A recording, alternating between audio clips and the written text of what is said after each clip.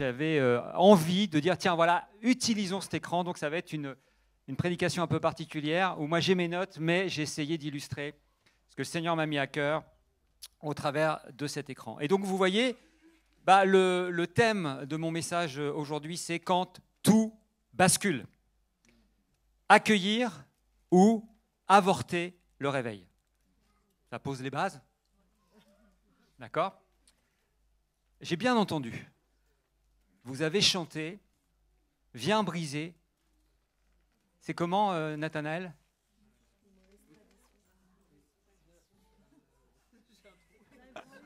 Viens ébranler mes mauvaises traditions, briser les murs de mes fausses convictions. Tes voix sont. Donc ça veut dire qu'on aurait des mauvaises traditions. Ouais, vous êtes d'accord ? On aurait des fausses convictions. Moi, je suis un homme de conviction. Et ma femme peut témoigner que je suis très fort dans la conviction et dans l'erreur. C'est-à-dire que même quand je suis dans l'erreur, je suis capable d'être convaincu jusqu'au bout et de me planter jusqu'au bout. C'est un peu l'histoire de ma vie. J'ai fait ça pendant 40 ans, puis au bout d'un moment, j'en ai eu marre.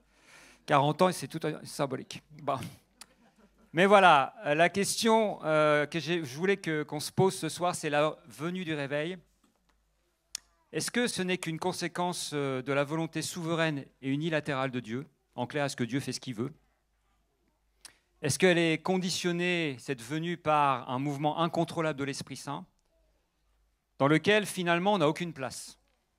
Et puis on pourrait dire, allez, que la volonté de Dieu soit faite, Inch'Allah. Non ? Qu'est-ce qui fait qu'une église bascule dans un réveil spirituel ? Et qu'est-ce qui fait qu'elle ne bascule pas dans un réveil spirituel ? Qu'est-ce qui fait qu'une même église, ce même peuple, cette même nation peut avorter un réveil ? Ou alors que le réveil vient, peut, plutôt que de l'entretenir, l'éteindre ? Sandra a posé des principes la semaine dernière que j'aimerais que nous creusions. Et puis ce message va parler finalement de notre responsabilité. C'est un mot qu'on n'aime pas trop, hein, la responsabilité, individuelle et collective face au réveil. Jésus nous a acquis la liberté. Oui. Ah oui, vous allez réagir, donc faut que je ne sois pas surpris. Jésus nous a acquis la liberté, mais en France, particulièrement les libertés individuelles, on comprend, je suis libre, laissez-moi, je suis libre, donc je fais ce que... Voilà. Sauf que la liberté, c'est d'abord la responsabilité, mes amis. Donc j'aimerais commencer par dénoncer, s'il s'en va, ça ne va pas aller, 2 mensonges. Il y en a d'autres. Hein. Le premier, c'est que le réveil n'est pas un mystère absolu de la souveraineté divine dans lequel nous n'avons aucune part. Si c'était ça, on risquerait, mais ça n'arrive pas, hein. Ici on n'est pas comme ça. On risquerait d'être des chrétiens mystiques, voire superstitieux, parce qu'ils ne connaissent pas Dieu, et de basculer dans l'incantatoire, et de commencer à essayer de forcer la main de Dieu. Seigneur, envoie ton réveil, envoie ton réveil, envoie ton réveil. Et on fait toutes sortes de choses pour que le réveil arrive, mais finalement on ne fait pas ce qu'il faut. On verra après. J'insiste sur le risque et du fait de ne pas connaître Dieu, et je dirais même plus, surtout que lui ne nous connaisse pas. Et puis, à l'autre bout, on peut aussi être des chrétiens qui pensent que le réveil, ça peut arriver, donc ça c'est un deuxième mensonge, par une méthode à appliquer et des règles. Si je suis bien la formation de Julien et Sandra Duby, à la fin, j'ai un diplôme et normalement, je suis libéré. C'est automatique, hein. C'est comme les médicaments. Non, les antibiotiques. Il faut que ça rime quand même, un minimum. Je fais les séminaires, je fais les entretiens guidés par le Saint-Esprit, et donc Dieu va faire comme il a dit, comme la méthode, c'est voilà. Donc là, il y a un autre risque, c'est qu'on soit des chrétiens humanistes qui faisons par nos propres forces, hein.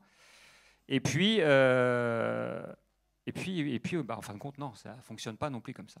Non, en fin de compte, là, il y a une bonne nouvelle. La bonne nouvelle, c'est que le réveil vient d'une collaboration entre la volonté souveraine de Dieu et la tienne. Rien que ça en soi, c'est une révélation. On a appris à se connaître, lui et moi. On a appris à s'aimer. Oui, on a appris. Et puis, il y a des conditions qui font que le réveil peut venir. Alors, c'est la Saint-Valentin. Je n'ai pas résisté à mettre... Tu peux envoyer des petits cœurs partout. Pour nous, nous l'aimons parce qu'il nous a aimé le premier. Je veux juste poser ces fondements dès le départ. Jésus nous a aimé le premier. Ensuite, nous connaissons que nous demeurons en lui parce qu'il nous a donné son esprit. C'est son esprit qui témoigne qu'il nous aime. Et enfin, si nous aimons les uns les autres, Dieu demeure en nous et son amour est accompli et son amour est complet en nous. Si nous nous aimons les uns les autres. Je pose juste ça parce que tout commence par l'amour, tout continue par l'amour et tout va aboutir à l'amour. Mais ce soir, j'aimerais qu'on parle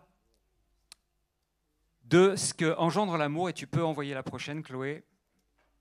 C'est d'être des ouvriers avec Dieu. Ben oui, si on n'est pas simplement des chrétiens qui laissons Dieu faire et disons Inch'Allah, ou si on ne fait pas nous le réveil par nous-mêmes, mais que Dieu veut qu'on travaille ensemble, eh bien il y a ce texte de 1 Corinthiens 9 qui dit « Nous sommes ouvriers avec Dieu, vous êtes l'édifice de Dieu ». Et Paul tout de suite dit « Mais que chacun prenne garde à la manière dont il bâtit dessus ». Et il y a même un texte dans les psaumes qui dit, 127, « Si l'Éternel de bâtit la maison, ceux qui la bâtissent en vain ». Que chacun prenne garde à la manière dont il bâtit dessus. Ça veut dire que tu as une responsabilité dans ce que tu es en train de construire, mais aussi, et écoute bien, dans ce que Dieu est en train de construire. Ça veut dire que ton comportement, mon comportement, mes oui, mes non, mes négligences, tout a une incidence sur l'accomplissement du plan de Dieu. Des fois, on dit, de toute façon, il y a le plan souverain de Dieu, il l'accomplira avec ou sans moi. Ben, vous allez voir que ce n'est pas tout à fait ça. Que chacun prenne garde à la manière dont il bâtit dessus. Et puis, il n'est pas simplement question, tu peux passer la prochaine, et ça, il n'est pas simplement question du salut. Je ne suis pas en train de parler simplement du salut. On a oublié, et souvent, avec la grâce, avec le Nouveau Testament, qu'on va tous passer au tribunal de Christ. Ça veut dire qu'à un moment donné, on va arriver des livres, et les livres de nos vies vont être ouverts. Et puis, alors oui, on a l'image, tous les péchés, ça passe par le sang de Jésus, l'agneau immolé, et derrière tout ça a été effacé, mais tout ce que l'on aura fait, de bon ou de mauvais, va engendrer soit des récompenses, soit des absences de récompenses. Là, je ne vous parle pas de salut. Je vous parle de ce qu'on est en train de vivre maintenant en tant que chrétien.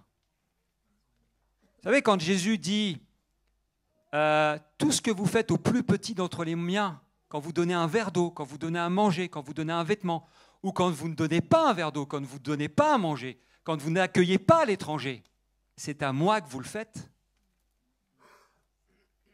On est sous la grâce, mais on oublie que oui, il y a un compteur. Et ça, c'est une dimension de la grâce, mais aussi de la vérité, parce que Jésus était rempli de grâce et de vérité qu'on oublie. Et mes amis, ça, ce n'est pas de la religiosité, ce n'est pas du légalisme. C'est être rempli d'amour que de nous rendre responsables et de réaliser qu'il y aura à la fin un décompte et que Dieu nous attend. Alors là, tout de suite, on se dit, ah ouais. Et donc, chacun recevra sa propre récompense. Alors ça, tu l'as déjà mis, merci. Donc chacun recevra sa propre récompense. Et puis là, car il nous faut tous comparaître devant le tribunal de Christ afin que chacun reçoive selon le bien ou le mal qu'il aura fait dans son corps. Et être ouvrier avec Dieu, donc ça nous parle de quoi? Ça nous parle de commencer à être conscient que Dieu travaille d'une certaine façon. Et tu peux passer à la prochaine. Donc ça, le salut, on a vu. On n'est pas en train de parler de salut. Voilà. Dieu travaille en synergie. Alors c'est un terme qu'on voit partout, beaucoup dans le monde de l'entreprise. C'est un terme qui est très à la mode. Il y a énormément de logos avec la synergie. Et là d'ailleurs, c'est un logo. Et puis, ça vient du grec, synergie, syn, qui veut dire avec, Donc ça peut être avec Dieu, mais aussi avec les autres, hein, notamment mon voisin qui est assis sur la chaise avec lequel j'ai pas envie trop de collaborer, parce qu'il est différent, il n'est pas comme moi. Puis on ne s'entend pas, on n'a pas d'affinité dans l'Église. Bon, c'est pas grave. Et puis ça a donné signe, ça a donné syntaxe, ça a donné synonyme, ça a donné... enfin, tu sais, c'est avec. Et ergo, c'est un terme qui veut dire travailler, et ça a donné ergonomie, ergothérapie, etc., etc. Donc, le projet de Dieu, c'est la synergie. Et quand Dieu parle d'ouvrier, le terme grec, c'est synergos, c'est, en fin de compte, être un compagnon, un collaborateur de Dieu. Mes amis, nous sommes les collaborateurs de Dieu. Et on oublie que Dieu travaille avec nous. À tel point que Dieu met tout en œuvre dans une synergie pour notre bien. La première chose, c'est Romains 8, 28, c'est un de mes passages préférés. Les intentions bienveillantes de Dieu sont à l'origine de tout ce qui nous arrive. Donc là, déjà, normalement, ça nous fait bugger. Ah bon? Les bonnes comme les mauvaises. Ah oui? Dieu fait travailler toute chose, ou concourir, c'est une autre façon de le dire, toute chose au bien de ceux qui l'aiment, car c'est conformément à son plan, donc il y a un plan qui est écrit pour ta vie, pour ma vie, et auquel ils ont été appelés. Mais non seulement Dieu fait ça, mais en plus, tu peux envoyer dans la synergie, qui peut nous condamner? Christ est mort pour nous, donc bien plus il est ressuscité à la droite de Dieu et il intercède pour nous. Donc ça veut dire, la synergie va jusqu'au point que tu as aussi Christ qui intercède pour toi. Et puis si toi, tu n'es pas suffisamment encore en forme, ou tu ne sais pas quoi demander parce que c'est compliqué, parce que tu es découragé, eh bien qu'est-ce qui se passe? Et Chloé, tu peux envoyer la suite. Eh bien l'Esprit Saint lui-même intercède en ta faveur par des gémissements qui ne peuvent s'exprimer avec des mots. C'est une autre traduction. Ça veut dire que quand tu es accablé et que tu ne peux pas, même toi, y aller, le Père a pourvu par les circonstances. Il a donné Jésus qui intercède pour toi auprès du Père. Et en plus, l'Esprit va même intercéder pour toi alors que tu ne peux pas. Donc vous comprenez que Dieu ne va pas appliquer ou nous demander un principe que lui ne met pas d'abord en œuvre dans nos propres vies. Ça veut dire que la responsabilité qu'il nous demande et la manière dont il veut que nous travaillions, c'est parce que lui le fait d'abord en nous. Puis des fois on est là, découragé. Non mais je ne comprends pas, je ne vois pas, puis j'ai l'impression que Dieu n'est pas là, j'entends rien. Ok, c'est bon, les émotions sont bonnes, elles indiquent ce que tu vis à l'intérieur. Mais si tu n'as pas d'émotion, ça ne doit pas remettre en cause ta foi. Parce que ça ne change rien à qui est Dieu et à la manière dont il agit dans ta vie, à la manière dont Christ est mort et ressuscité pour intercéder pour toi et à la manière dont l'Esprit intercède pour toi, alors même que toi tu ne sens pas les papillons, tu ne sens pas des choses qui tombent. C'est important d'être connecté à ses émotions, mais c'est important de ne pas en être esclave. Alors, je vais vite, mais puis je passe dessus, mais c'est la nature même de Dieu, la synergie. Le Père, le Fils, le Saint-Esprit, la famille céleste travaillent ensemble. Toute la nature fonctionne en synergie. L'homme et la femme sont appelés à travailler en synergie. Nous sommes le principe de cette synergie. Et puis il y a un endroit formidable. Alors ça c'est la Pentecôte. C'est l'endroit où Dieu a manifesté sa synergie sur terre pour nous. Et puis, je ne vais pas vous faire tout, mais globalement, ça c'est la résultante de ce que le Père Céleste a décrété depuis toute éternité. C'est la résultante de ce que Jésus a accompli. C'est même la résultante de ce que l'Esprit Saint a joué comme rôle. Mais ça ne se serait pas passé s'il n'y avait pas eu 120 disciples qui persévéraient pour prier et attendre ce qui était arrivé, ce qui devait arriver. Même, ça ne se serait pas passé tout à fait si Pierre n'avait pas été là. Et même, bizarrement, si Judas n'avait pas été là. J'y reviendrai. Alors, tu peux mettre la prochaine. Ça, c'était... Ah non, vas-y, reviens. J'ai fait une petite animation. Reviens. Vas-y, reviens. Encore. Top. Arrête là. Donc ça peut être la Pentecôte selon nos amis catholiques. Le Saint-Esprit descend et chacun a bien sa petite flamme. D'accord? Et les choses sont très claires. Nos amis protestants, vas-y, peuvent avoir une perception de la Pentecôte un peu plus... voilà. Mais dans nos milieux évangéliques charismatiques, voilà nous la perception de la Pentecôte qu'on a. Voilà. Ça part de partout, il y a des flammes de partout, ça a l'air d'être le bazar, c'est un truc de dingue. Mais tout est ordonné, parce que le Saint-Esprit, c'est ce qu'il fait. Et surtout, c'est dans ce contexte-là que Dieu dit « Je vous exhorte à marcher d'une manière digne de la vocation qui vous a été adressée, en toute humilité et douceur, avec patience, vous supportant les uns les autres, avec amour, vous efforçant de conserver l'unité de l'esprit par le lien de la paix. » Eh oui, parce que nous avons quoi? Nous avons une responsabilité collective. Et j'aimerais commencer par ça, la responsabilité collective face au réveil. Dans Éphésiens 4, il est dit « Je vous exhorte à marcher d'une manière digne de votre vocation. Il y a un seul cœur, un seul esprit, mais à chacun de nous, Dieu a donné une mesure du don de Christ. » Donc, ton voisin ne va pas avoir la même mesure du don de Christ que toi. Tu ne vas pas avoir les mêmes dons. Tu ne vas pas avoir les mêmes caractères. Mais il a fait en sorte, il a donné les uns comme apôtres, comme prophètes, comme évangélistes, comme pasteurs, comme docteurs, pour le perfectionnement des saints, pour que nous puissions devenir comme Christ. Et j'ai une histoire pour vous illustrer cela, c'est comment est-ce qu'on fonctionne, notamment avec les 5 ministères. Tu peux envoyer. Chloé. Voilà, l'autre jour, on se réunissait avec Julien, avec Aurélie, avec Lucas, et puis avec Sandra. Et puis on disait, bon, c'est bien, l'église grandit, non, il faut que tu reviennes en arrière. Parce que là, tu es en train de me faire un spoil. Fais un spoil. Stop, voilà. C'est les aléas du direct, les amis. Et on se réunissait pour les chaises, pour savoir, voilà, est-ce qu'il faut plus de chaises, de nouvelles chaises. Et puis, Aurélie, qui est très pastorale, a dit ce qu'il faudrait, c'est des belles chaises bien confortables pour qu'on se sente dans les verts pâturages du psaume 23. Et donc, elle nous a proposé ces beaux fauteuils à Ikea. Moi, en tant qu'enseignant, je suis venu... Attends, il faut creuser la parole. Si on est là-dedans, ils vont s'endormir dans les verts pâturages. D'accord ? Donc, on va creuser la parole. Il faut des tables bien dures, une tablette bien dure pour creuser la parole. Sur ce, l'apôtre Julien est arrivé. Il a fait non. Il faut qu'ils réalisent qu'ils sont des fils de Dieu, que derrière, c'est des rois, c'est des fils de Dieu. Et donc, on va amener des trônes plaqués or parce qu'on n'a pas le budget en or. Vous êtes d'accord avec ça? Par contre, c'est un peu dur. Hein. Vous connaissez Julien, ça? Puis Sandra a fait, mais non, pas du tout, il faut rentrer dans les profondeurs de Dieu, il faut que le ciel descende sur la terre, il faut impérativement derrière qu'on soit le terrain d'atterrissage. Donc on va mettre des tapis, et puis là, on va faire du soaking, et puis la gloire de Dieu va descendre. Et là, sur ce, Lucas arrive, et Lucas dit, mais non, pas du tout, pourquoi vous voulez des chaises? Il faut qu'on aille tous dehors, c'est dehors que les gens y sont, hop, allez. Voilà.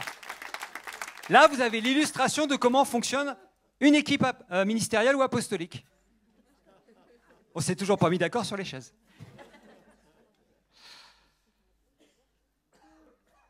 L'image que je veux prendre, c'est une image que j'ai reçue au fur et à mesure, tu peux envoyer, c'est ça. C'est que l'orchestre philharmonique, c'est une armée musicale, les amis. Chaque musicien, il faut qu'il connaisse ses gammes et soit exercé. Il doit être à sa place dans l'orchestre, dans l'ordre divin. Il doit obéir au chef d'orchestre, qui est le Saint-Esprit. Et puis, il doit faire ce qu'il lui demande, son rôle. Si le trompettiste commence à jouer le violon, ça ne va pas le faire. Et puis, les 5 ministères aussi ont leur place. Tu peux envoyer la suivante. Les 5 ministères sont souvent comparés aux 5 doigts de la main, avec l'apôtre qui est un petit peu polyvalent, le prophète qui montre du doigt ce que Dieu va faire, l'évangéliste qui va chercher encore plus loin, parce que c'est le majeur, ceux qui sont perdus, le pasteur qui est celui qui est le garant de l'alliance, et puis le docteur qui va aller chercher dans la parole de Dieu l'auriculaire. Et vous voyez, chacun, ils vont avoir un rôle, mais quand ils vont commencer à obéir au Saint-Esprit, tu peux envoyer, eh bien, leur manière de fonctionner va devoir changer, va être différente. Mais il y a une chose qui les réunit tous. Et comme nous, dans l'orchestre, comme on était tout à l'heure, j'ai bien aimé ce qui s'est passé dans la louange parce que c'était l'illustration de ça. Tu peux envoyer. c'est que nous sommes tous là pour faire en sorte que le plan, la partition soit jouée. C'est là où Dieu nous attend, les amis. Et ta petite note, je ne sais pas si vous avez déjà vu un jour, c'est un super orchestre philharmonique, puis il y a un gars qui est là avec, il a des cymbales. Non, ce n'est pas des cymbales, c'est des... Non, comment on appelle ça? Je ne sais pas comment ça s'appelle. C'est un truc pour taper. Puis le gars, il y va, puis tu as le tambour, et puis tu as une sorte de marteau en mousse, là, enfin un truc. Puis il est là, boing, puis ça doit faire, à un moment donné, ça doit être du Verdi, je pense. Ça doit faire bam, bam. Et au moment où il fait ça, bam, le truc rebondit et bam, part dans la tête de la violoniste, boum, qui tombe par terre. Ça arrive. Et dans le peuple de Dieu, ça arrive. Mais l'objectif, c'est que nous lisions tous la partition. Et je vais y arriver, nous jouions tous la partition qui est le plan de Dieu du Père et que nous suivions le chef d'orchestre, le Saint-Esprit. Alors, on essaye. On n'y est pas encore. On y va de plus en plus. Mais là où je voulais vous alerter, cette responsabilité collective, c'est que elle doit nous amener chacun à veiller les uns sur les autres et à prendre soin les uns des autres. Parce qu'on est dans le même bateau, les amis. Et le réveil vient à partir du moment où on se coordonne tous ensemble et qu'on est OK de s'aider les uns les autres et de s'appuyer les uns sur les autres. Mais pour qu'une responsabilité collective fonctionne, il y a évidemment une responsabilité individuelle. Alors, cette responsabilité individuelle, c'est l'histoire du musicien qui joue de son instrument. Si lui, il ne fait pas ses gammes et si il ne connaît pas son instrument, ça va être compliqué. Et là où j'aimerais qu'on s'arrête un petit peu aujourd'hui, c'est sur la diapo suivante. Et là, on va y aller tranquillement, Chloé, au fur et à mesure. Voilà. Donc ça, c'est l'effet domino. Et finalement, toute notre vie, il y a à peu près le même schéma qui peut se répéter, et j'aimerais qu'on s'arrête là-dessus. Tu peux y aller. C'est-à-dire qu'il y a tout un temps dans notre vie de préparation. Et ce temps de préparation, souvent, par expérience, moi je peux le dire, il est toujours trop long. Je ne sais pas, vous avez remarqué? Un jour, j'avais été voir un pasteur, à 20 ans, j'ai reçu l'appel de Dieu pour le servir. Puis le pasteur m'avait dit, il y a un temps de préparation, enfin, il y a le temps de l'appel dans le ministère, il y a le temps de la formation, il y a le temps où tu rentres dans le ministère. Ok. Moi, ça a duré 25 ans, la préparation, pour rentrer dans le ministère. Et c'est toujours trop long. Et on est toujours en train de dire, mais pourquoi c'est si long? Mais pourquoi je passe par là? Mais pourquoi? Sauf qu'à un moment donné, dans ce temps très long, eh bien, il se passe un truc qu'on n'avait généralement pas vu venir. Et c'est ce que j'appelle le point de bascule. C'est un événement, alors il n'y en a pas qu'un, hein, il peut y en avoir plusieurs, mais c'est un événement qui va être un carrefour. C'est si je le loupe, eh bien soit il va y avoir une accélération de ma destinée, je vais rentrer pleinement dans le plan de Dieu, ou soit je peux passer complètement à côté. Qui a déjà vécu des points de bascule? On est d'accord? Puis c'est après que tu te sois planté, que tu t'es aperçu que tu avais loupé, que c'était un test. Et ça va conditionner notre destinée. Alors, j'aimerais qu'on prenne le temps sur justement cette dimension de préparation. Et ça, tu peux envoyer la prochaine, ça peut symboliser notre vie. Quand nous naissons, nous démarrons déjà, à peine nous sommes sortis du sein maternel, que nous démarrons avec un gros bouquin dans lequel il y a déjà plein de trucs décrits. Et là, tu peux envoyer, ce sont les valeurs. Les valeurs que tes parents ont et vont te communiquer, que tu le veuilles ou pas, mais que tu vas intégrer au travers de toute l'éducation que tu vas avoir. Tu peux appeler ça ton éthique, ta morale, ce qui est bon, mais en tout cas, c'est ce qui est bon ou mauvais. Et toi, tu vas plus ou moins influencé par tes parents, donc par évidemment la qualité et les valeurs que eux portent, et ça va venir imprégner ta vie. Et tu vas reprendre ces valeurs et tu vas commencer à écrire le livre aussi, toi. Et puis ces valeurs, elles vont après commencer, tu peux y aller, former en toi des croyances. Et ces croyances, c'est les vérités auxquelles tu crois. Mais c'est également les mensonges auxquels tu crois. On va prendre un exemple. Dans ta famille, il y a des valeurs de liberté. La liberté, c'est fondamental. Tu as des parents qui sont 68 ards, c'est important, les valeurs. Et la liberté en est une. Et puis, parce que tes parents ont été très, très 68 ards, sur le tard, même peut-être trop, tu t'es senti un peu tout seul, et puis tu t'es pas senti en sécurité. Je ne comprends pas pourtant la liberté. Et tu as cru au mensonge que tu n'allais pouvoir compter que sur toi. Et cette fameuse valeur de liberté s'est transformée en une croyance que derrière, tu devais être indépendant.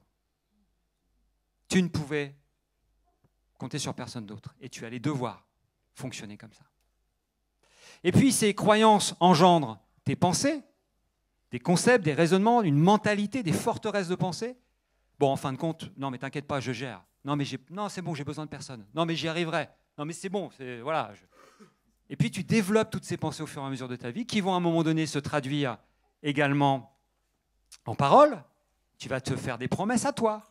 Tu vas faire des promesses à ta future femme ou à ta femme. Tu vas faire des vœux. Tu vas prononcer des paroles de bénédiction ou des paroles de malédiction. Et puis, tranquillement comme ça, vont s'installer des actes et tu vas faire des choix, tu vas passer des contrats, faire des alliances, des bonnes, des moins bonnes, sur le fondement de tes mensonges et des valeurs auxquelles tu as cru. Et tranquillement, comme ça, ligne après ligne, mot après mot, jour après jour, tu écris ta vie. Ça s'ancre dans des habitudes, puisque tes actes se répètent. Ça va devenir tes mœurs, tes coutumes, tes addictions. Tu as besoin de personne à un moment donné. Moi, j'avais besoin de personne, donc la pornographie était très très bien pour me satisfaire. Et c'est devenu une très bonne amie pendant 20 ans. Et c'est devenu une addiction destructrice. Les traditions, tiens, on en parlait tout à l'heure. Et puis, des cultures. Ça forge un pays. Ça forge une église. Ça forge des nations. Et finalement, ça forge des destinées. Ah pardon, le caractère. Oui, bien sûr, parce que le caractère, c'est ce qui te définit. Ça veut dire qu'à un moment donné, tous ces actes, toutes ces choses que tu as intégrées en toi vont faire qui tu es. Et finalement, ça va, en fin de compte, pas décider pour toi, mais ça va engendrer, ça va conduire ta destinée, qu'on peut appeler ton appel, ta vocation, le sens, l'utilité de ta vie. C'est clair ? Alors, là, j'aimerais poser quelque chose, c'est que au fil du temps, par répétition, par habitude, nos modes de fonctionnement s'établissent et s'ancrent. Et en Christ, ce qui va se passer, c'est que soit la révélation va augmenter, et la lumière de la vérité va s'intensifier alors que nous acceptons que Jésus nous révèle là où j'ai des mensonges dans ma vie, là où j'ai des valeurs pourries, là où dans mes pensées c'est pas bon, là où mes paroles ont été des paroles de malédiction, là où mes actes sont devenus de mauvaises choses, ou alors l'aveuglement grandit. Et c'est un aveuglement qui est tellement puissant, mes amis, que toi, tu es de toute bonne foi. Mais vraiment. Tu peux même penser faire la volonté de Dieu. Tu peux être, parce que ta culture, et tes valeurs, c'était la liberté et l'indépendance, être un super grand ministère, tout seul, qui fait plein de belles choses, mais tout seul. Parce qu'à un moment donné, tu as cru à tous ces mensonges. Et puis à un moment donné précis, Satan trouvera le moyen de venir dans ta vie. ta manière de marcher va conditionner ta destinée. Et ce qui va se passer, d'une manière ou d'une autre, c'est la diapo suivante, c'est qu'un jour, eh bien, va subvenir ce qu'on appelle, et on y est tous confrontés, tu peux envoyer l'épreuve. Qui n'est jamais passé par l'épreuve? Merci de lever la main. Ah, Agnès. Attention, Agnès. Hein. Attention, on a fait des entretiens, je sais que ce n'est pas vrai. On est d'accord? On est tous passés hein? Bon, d'accord? Oui? Bon. Et puis l'épreuve, elle vient faire quoi? Tu peux dérouler, Chloé. Elle vient ébranler tout ça. Elle vient ébranler tout ça. Et je n'aurai pas le temps de finir ma prédication, donc on va s'arrêter là.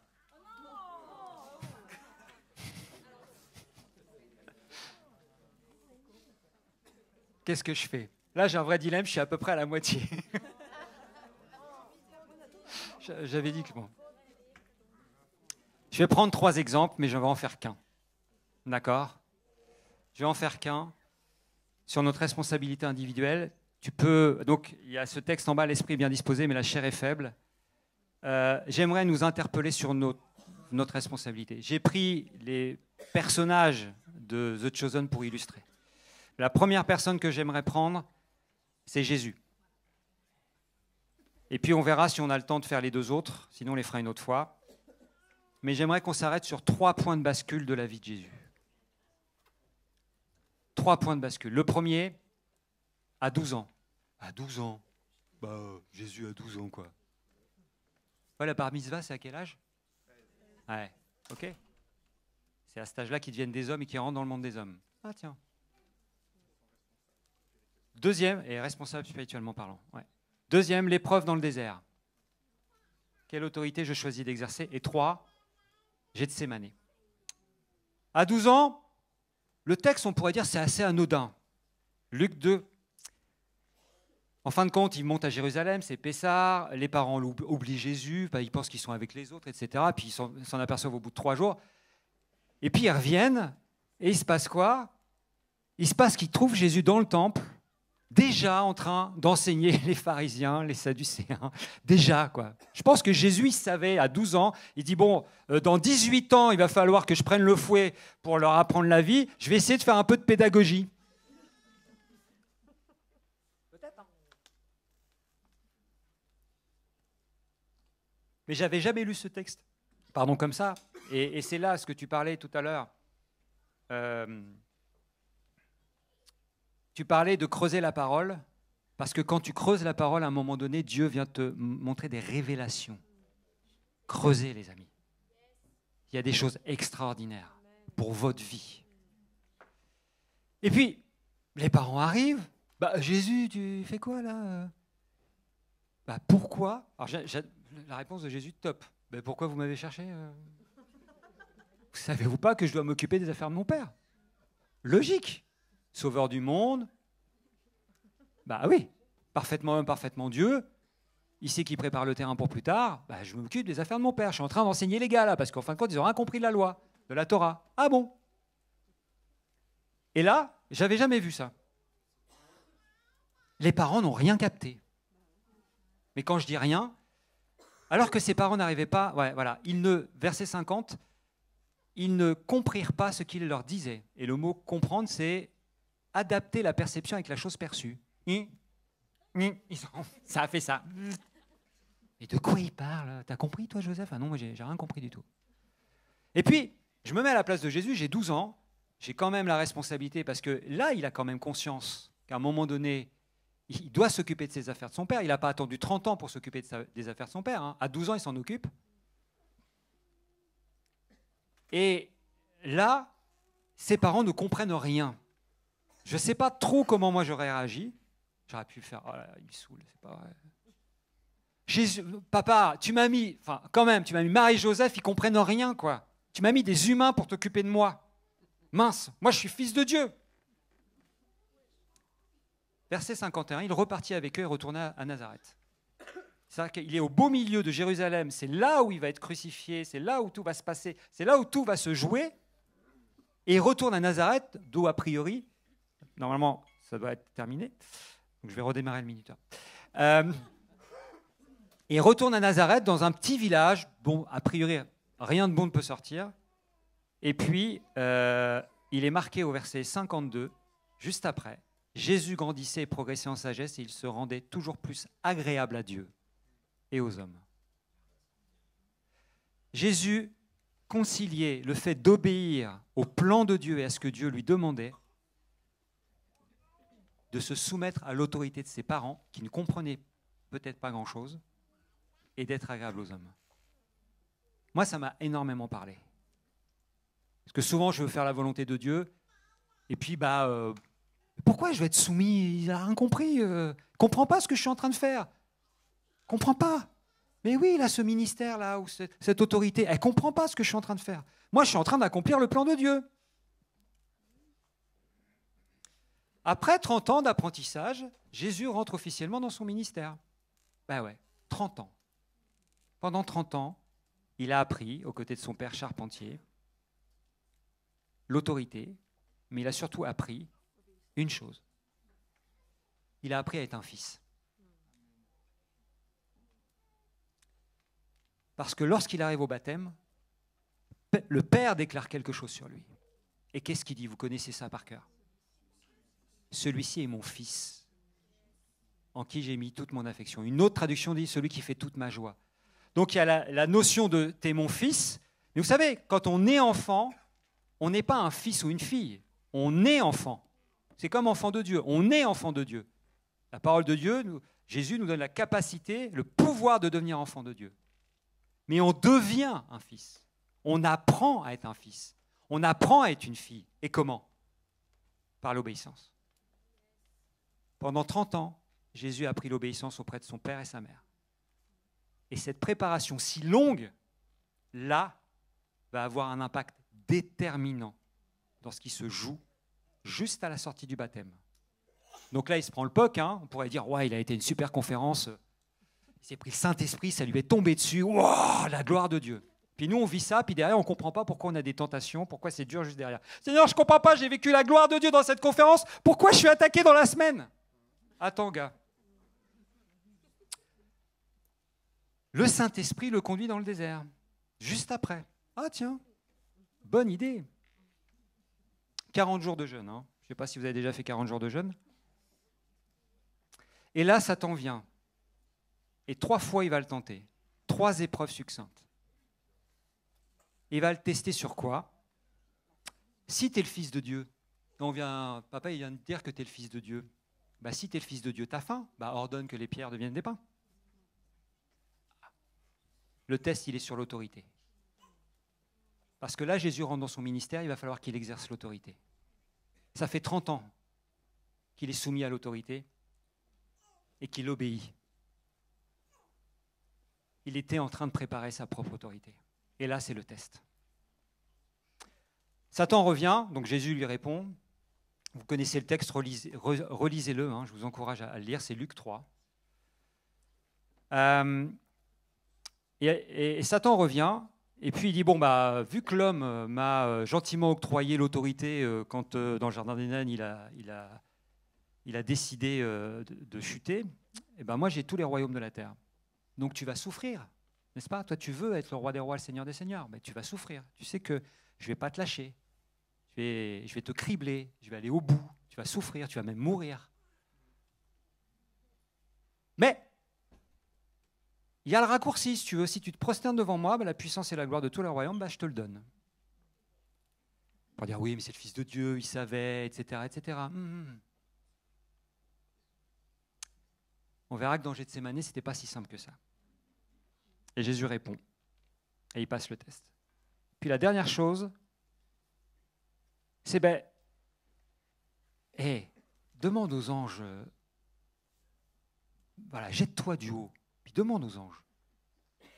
Parce qu'il est dit que ton Père donnera ses ordres à ses anges à ton sujet afin qu'ils te gardent.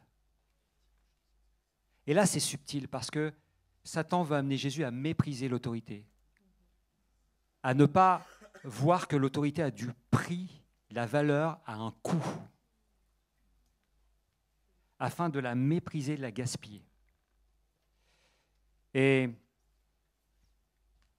Jésus va répondre et il va passer le test parce qu'il connaît la valeur de l'autorité.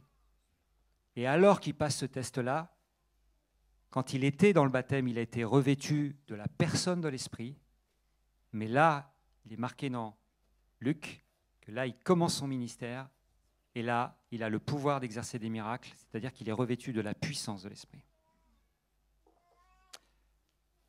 La puissance de l'Esprit est venue suite à ce passage de test. Bien sûr, elle est à sa disposition, mais la notion d'autorité, d'exercer l'autorité. Et je crois que ce test-là, Jésus a pu le passer, ces 3 tests a pu le passer, parce que pendant 30 ans, il s'y est préparé.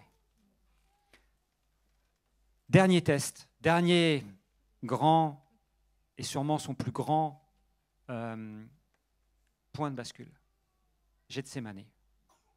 Et en relisant le texte, j'avais jamais tilté à ça. Vous connaissez, Jésus est à Gethsémani, c'est tellement intense. Il est la veille de sa crucifixion. Il sait qu'il y passe le jour suivant. Et là, oui, mais ok, mais il savait, donc voilà, il n'y avait pas que la pression physique, il n'y avait pas que la pression de la mort. Jésus sait qu'il va porter les péchés du monde. Il sait qu'il va être abandonné par ses plus proches. D'ailleurs, il a pris ses 3 meilleurs disciples qui sont avec lui, qui sont en train de dormir. Puis il va à Gethsémani. Il commence à éprouver, Matthieu 26, de la tristesse et des angoisses. Et il dit à Pierre et Jean, mon âme est triste jusqu'à la mort. Restez ici et veillez avec moi. Moi, ça me touche dans le sens où je sens Jésus qui dit, les gars, j'ai besoin de vous là. J'ai besoin de toi. J'ai besoin de toi. Reste avec moi. Et puis, on sait qu'à un moment donné, Jésus est là, il y a comme des grumeaux de sang, puis il dit, mon Dieu, si tu pouvais éloigner de moi cette coupe, mais non pas ma volonté, mais la tienne. Puis c'est un texte qu'on connaît tous, hein. Ok? Mais je n'avais jamais remarqué que cette prière, il ne l'avait pas fait une fois. En fin de compte, Jésus va faire l'aller-retour 3 fois. C'est-à-dire qu'il va, il dit à ses disciples, priez pour moi, puis les gars dorment, il va, il prie, il passe un temps, je ne sais pas combien de temps, mais il prie avec son Père. Je t'en prie, si tu pouvais éloigner de moi cette coupe, mais non, pas ma volonté, mais ta volonté. Il se relève, il y va voir ses disciples, les gars, ils dorment. Ils se sont abandonnés, j'imagine. Il les retourne. Il refait la même prière, il redit la même chose. Je pense qu'intérieurement, ça devait batailler de chez batailler.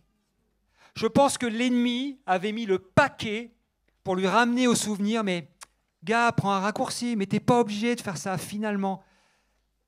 Oui, c'était Jésus parfaitement Dieu, mais c'était Jésus parfaitement homme. Et il est passé par là.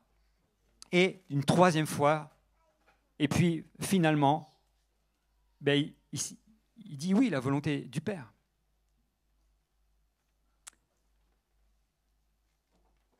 Et son abandon final va amener ce qu'on connaît, notre salut.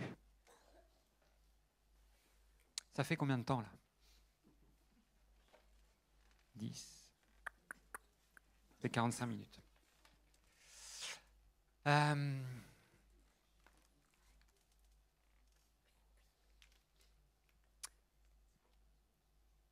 Je vais terminer en 5 minutes. Mais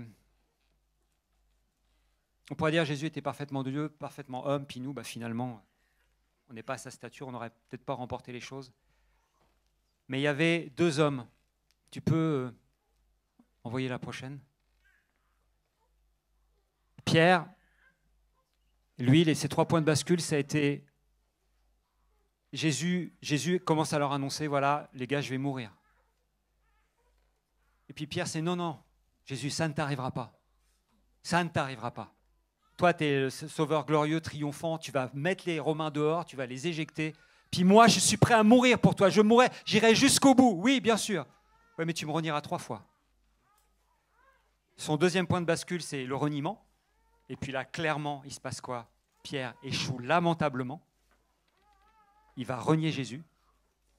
Et puis le 3e point, c'est quand Jésus va venir le rencontrer après sa résurrection et qu'il va lui dire, j'avais jamais remarqué ça non plus, m'aimes-tu plus que ceux-ci, les autres là? En fin de compte, Jésus le renvoie à la déclaration qu'il avait faite la première fois. C'est-à-dire, mais moi je mourrai pour toi.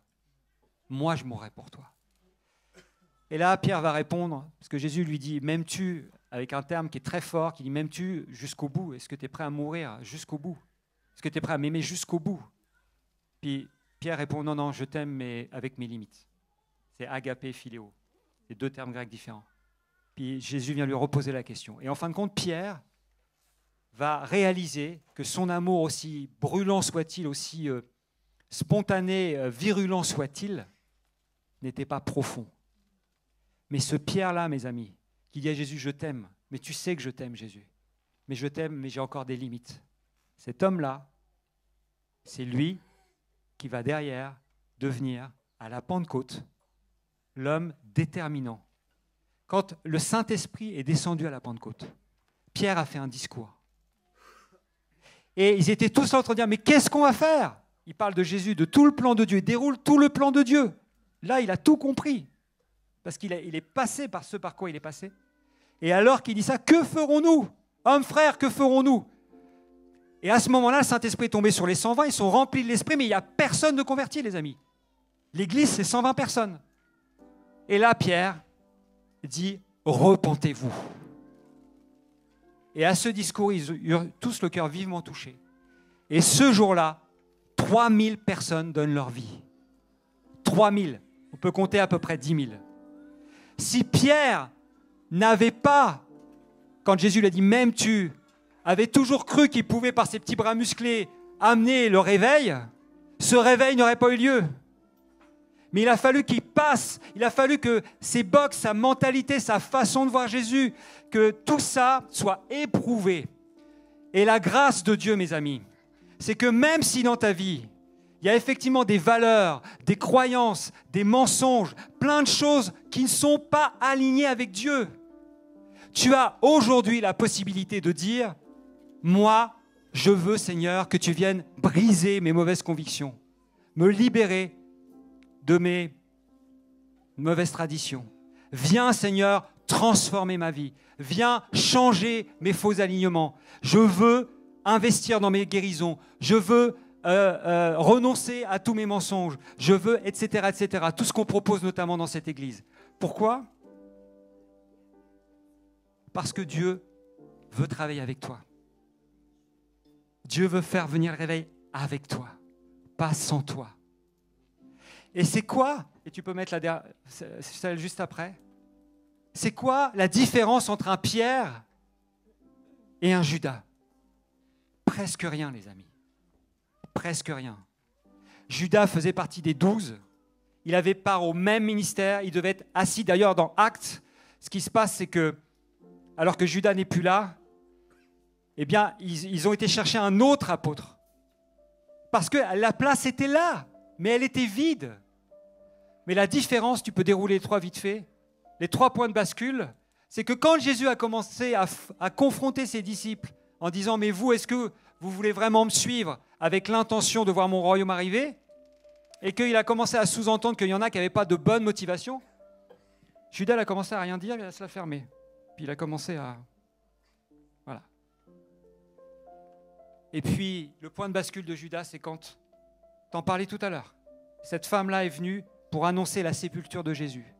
Le fameux roi triomphant, elle lui lave les pieds pour dire que Jésus va mourir. Et lui, ça, il ne supporte pas. Est-ce que Judas était juste un voleur? Ou est-ce qu'il voulait, parce qu'il était juif, avait subi des années d'humiliation, de rejet, et qu'il voulait juste faire en sorte que les choses arrivent un peu plus vite, que le royaume de Dieu soit sur terre, et que lui puisse en profiter, qu'il puisse régner rapidement, qu'il puisse juste goûter un peu des richesses?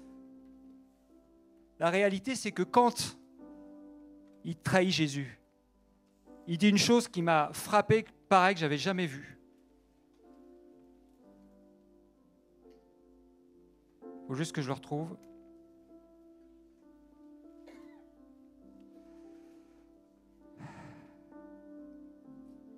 Voilà, Matthieu 27, 3. Alors Judas, qui l'avait livré, voyant que Jésus était condamné, se repentit et rapporta les 30 pièces d'or aux principaux sacrificateurs et aux anciens. Judas n'avait pas l'intention que Jésus soit condamné. Il a été lui-même surpris. Et là, il essaie de réparer. Il se repent, le gars. Il se repent. En disant, j'ai péché, en livrant le sang innocent. Il va parler aux autorités. Puis lui, ils disent, mais on s'en fiche. Tu ne peux pas réparer, ça te regarde. C'est ton affaire. Nous, de toute façon, on le condamne, il mourra. Et là, il prend conscience que ces négligences, que ces petits arrangements avec la bourse, avec l'argent, que ces petits arrangements avec l'ambition, que ces petits arrangements de chaque jour, jour après jour, où il s'est dit, super, moi je vais pouvoir couler dans le move de Jésus, couler dans l'église, couler dans le réveil, garder tout ça avec moi, je passerai inaperçu, et puis en même temps, hop, j'aurai tout. Mais là, trop tard, il réalise les conséquences de son acte. Et ce qui est terrible là-dedans, c'est que Judas, alors que Jésus lui avait pardonné, et que Jésus lui aurait pardonné, parce qu'il a vu Jésus pardonner les péchés de tout le monde, Judas ne va pas se pardonner à lui-même. Il va se pendre. Et mes amis, tout à l'heure, je parlais d'aveuglement, d'un aveuglement moral qui s'installe au fur et à mesure que dans ma vie, je n'accepte pas de laisser Dieu venir mettre le doigt sur mes mensonges, de laisser Dieu venir traiter mon passé, de laisser Dieu venir faire les choses. Je crois que notre responsabilité individuelle, pour que le réveil vienne, et qui incombe, et qui a un impact sur notre responsabilité à tous, c'est-à-dire collective, c'est derrière nous d'accepter que Christ vienne mettre le doigt sur tout ce qui n'est pas aligné avec lui. Parce que la réalité, c'est que le réveil va venir comme un accélérateur, comme un catalyseur, comme un révélateur. Et tu ne pourras pas passer à côté de cette mise en lumière. Ça sera in ou out. Ça ne sera pas entre deux. Et j'aimerais, tu peux passer la dernière. 3 hommes, il y a évidemment Dieu, une destinée. J'aimerais juste terminer par là. Tu peux passer la prochaine. Philippiens 2,9, Jésus, sa destinée, c'est pourquoi aussi Dieu l'a souverainement élevé, il lui a donné le nom qui est au-dessus de tout nom. Pierre, et moi je te le dis sur cette pierre que tu es, je bâtirai mon église, et les portes du séjour des morts ne prévaudront pas sur elle. Et il a été dit à Judas, il était compté parmi nous, il avait part au même ministère. Je ne sais pas, ça peut paraître violent ce que je vais dire, mais je vais le formuler comme ça parce que ça me vient comme ça. Je ne sais pas qui sont les Pierres et qui sont les Judas ce soir parmi nous. Je le dis comme ça parce que moi j'étais un Judas pendant des années. Et par la grâce de Dieu, à 40 ans, Dieu m'a arrêté. Je servais Dieu, mais j'utilisais Dieu. Je n'étais pas là pour le servir lui. Et je croyais que je le servais lui, mais je me servais moi-même. Mais dans sa grâce, le Seigneur a fait ce qu'il fallait pour que le point de bascule ne soit pas définitif et qu'il puisse me transformer, changer, guérir mes blessures dont j'avais besoin d'être guéri. Alors, je veux juste faire cet appel-là ce soir, et désolé pour la longueur, mais si tu es juste conscient que dans ta vie, dans ces livres, les uns après les autres, il y a des choses qui ne sont pas tout à fait alignées. Et que, potentiellement, tu es un Judas en puissance. Ou un Pierre. Je t'invite à te lever. Et je t'invite à commencer à faire cette prière. Seigneur, viens me révéler. Viens me révéler. Viens me montrer ce qui, dans ma vie, peut me faire passer à côté de la destinée que tu as pour moi, pour ma famille, si j'en ai une. Normalement, j'en ai une. Pour mon église, qu'est-ce qui peut venir mettre un frein? Montre-moi. Et alors que vous faites ça, est-ce qu'on a des équipiers de prière ce soir? Ouais, vous êtes combien? Pas beaucoup. Bon, donc ça va être entre vous et Dieu. C'est pas plus mal. C'est pas plus mal parce que là, on est dans le lieu secret, dans votre cœur. Et alors que vous êtes debout, je vais juste faire cette prière et si vous êtes OK, de la faire avec moi dans votre cœur. Seigneur, j'ai entendu ce que tu as dit ce soir.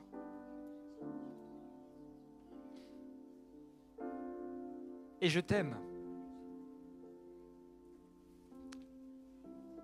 Je sais que tu m'aimes.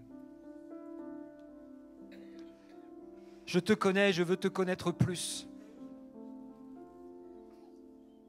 Mais je veux que tu me connaisses. Et pour ça, je t'ouvre mon cœur. Je te laisse l'autorisation, avec toute la liberté, la responsabilité que tu m'as donnée, de venir sonder mon cœur, ô Dieu.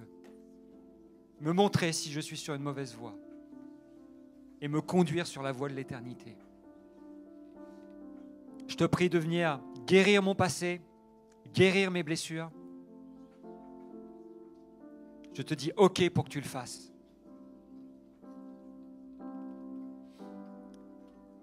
Viens me délivrer. Viens me restaurer.